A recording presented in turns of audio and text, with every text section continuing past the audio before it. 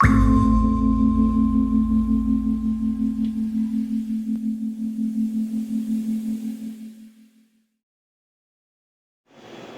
किसान भाइयों, किसान मित्र चैनल में आपका स्वागत है। और आज हम बात करने वाले हैं पीलू, या जिसे इंग्लिश में मिसोक बोला जाता है, उस वनस्पति के बारे में। जी हाँ किसान भाइयों, इस वनस्पति को बंजर रेगिस्तान का अमृत भी कहा जाता है। तो जानकारी के लिए वीडियो को अंत तक देखें, और अगर आपने अभी तक चैनल को सब्सक्राइब नहीं किया है तो चैनल को सब्सक्राइब कीजिए, रेड बटन दबाकर, और पास में लगे घंटी के निशान को दबाएं ताकि आपको अगला वीडियो जल्द से जल्द मिल सके।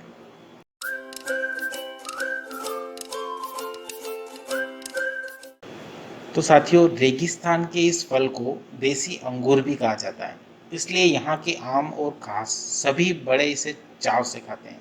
घर आए मेहमानों के सामने इसे परोसा जाता है और एक दूसरे को उपहार स्वरूप भी दिया जाता है। जी हाँ, तो दोस्तों, हम आज बात कर रहे हैं पश्चिमी रेगिस्तान की जो भूमि है किसान भाइयों, वहाँ पर उगने वाली, उस बंजर ज़मीन में उगने वाली इस वनस्पति की, जिसे पीलू या मिसवोक बोलते हैं। ठीक है किसान भाइयों, तो आप वीडियो को पूरा देखें।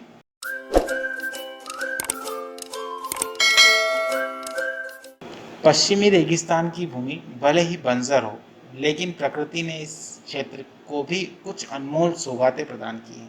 इस प्रचंड गर्मी की शुरुआत होते ही रेगिस्तान में विषम हालात पैदा हो जाते हैं। कई बार तो तापमान 50 डिग्री भी पार कर जाता है, जिससे कई जीव जंतुओं की मौत हो जाती है।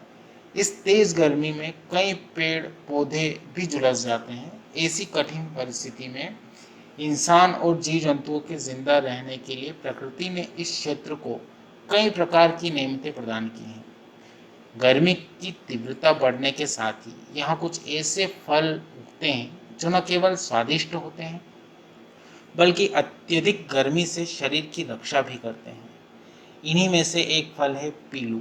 जी हाँ किसान भाइयों और दोस्तों, ये जो फल होता है, ये रंग बिरंगे पीलू से लदे वृक्ष बरबसी लोगों को अपनी तरफ आकर्षित करते हैं। जब आप रेगिस्तान में, जहाँ बंजर भूमि है, वहाँ पर ऐसे झाड़ को या जाल को देखते हैं और उस पर लगे फल को देखते हैं, तो आप ऑटोमेटिक, आपका जो मन है उसकी तरफ खींचा चला जाता है।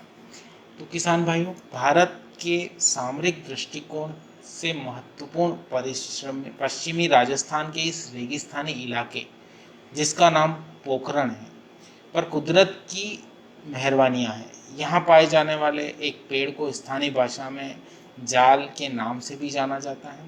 इसी जाल के पेड़ पर छोटे छोटे रसीले पीलू के फल लगते हैं।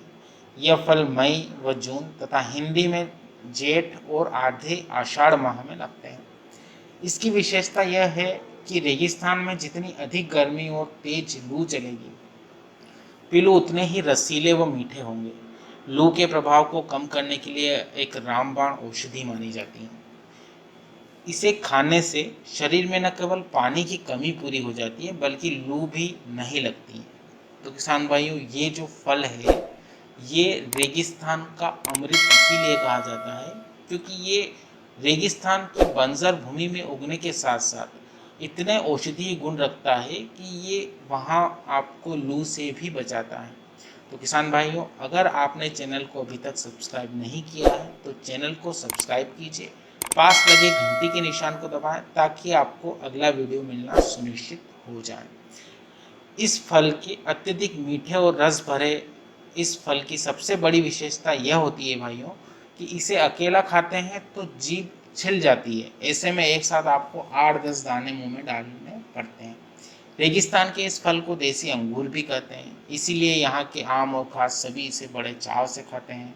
घर आए मेहमानों के सामने इसे परोसा जाता है और एक दूसरे को उपहार के स्वरूप भी दिया जाता है। इसी वनस्पति के संबंध में जो वनस्पति वैज्ञानिक हैं, उनका कहना है कि जो पीलू का पेड़ है, एक मरुद्विद पादप है और इसे यहाँ की जीवन रेखा भी कहा जाता है। मरुद्विद पादप में पाए जाने वाले पौधे विपरीत परिस्थितियों में भी स्वयं को जीवित रखने के लिए सक्षम होते हैं। और ये जो पौधे होते हैं किसान भाइयों, ये उन श्रेणियों में ही आते हैं जो शुष्क स्थानों में उगते हैं। ठीक है किसान भाइयों, अब अकाल और भीषण गर्मी के दौरान जब अधिकतर पेड़ पौधे सूख जाते हैं और उनमें पतझड़ शुरू हो जाता है, ऐसे समय में भी यह पौधा हरा भरा रहता है और इसमें फल भी होते हैं, जो यहाँ के आम जन के साथ साथ जीव जंतुओं में पानी की कमी और अन्य कई आवश्यक तत्वों की पूर्ति करता है। वनस्पति वैज्ञानिकों के द्वारा इसमें वनस्पति वैज्ञानिकों के अनुसार इसमें विटामिन सी और कार्बोहाइड्रेट भरपूर मात्रा में पाया जाता है। इतना ही नहीं, इस पौधे की हरी टहनियाँ ग्रामीणों के लिए, जो वहाँ के लोकलाइज नागरिक हैं, वहाँ के लोकल, वो टूथ ब्रश के रूप में इसका उपयोग करते हैं। और वहाँ के ही नहीं, मिसवोक का आपने नाम सुना ही है।